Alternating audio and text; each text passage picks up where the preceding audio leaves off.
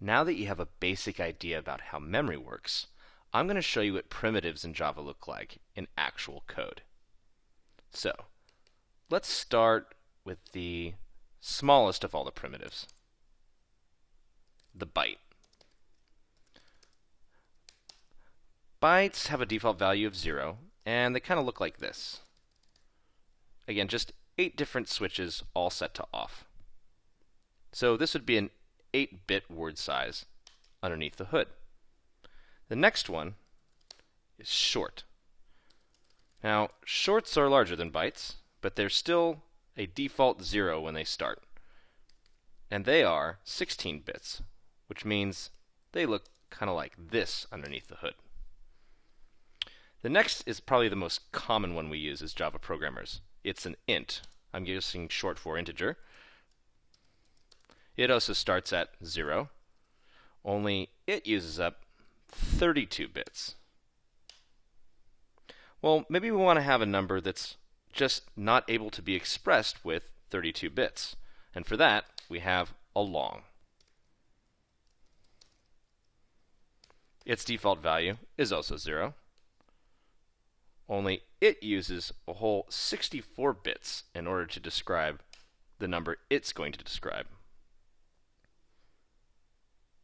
So, this is fine for integer values, but what if we want to express something like 3.14, or we want to express something like 0.00001?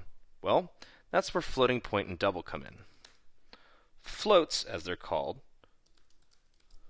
are denotated by having this little f right there, so that Java understands that we're talking about a floating point number.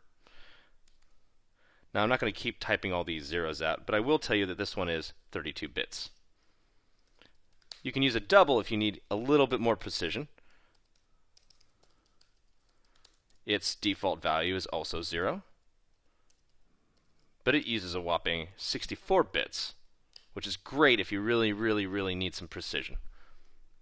Okay, so those are kind of all the number primitives, but there's still the char primitive. Sometimes it's called char. I don't particularly know what the actual pronunciation is, but I like to call them char. So its default value is basically like 0. Oops, there we go.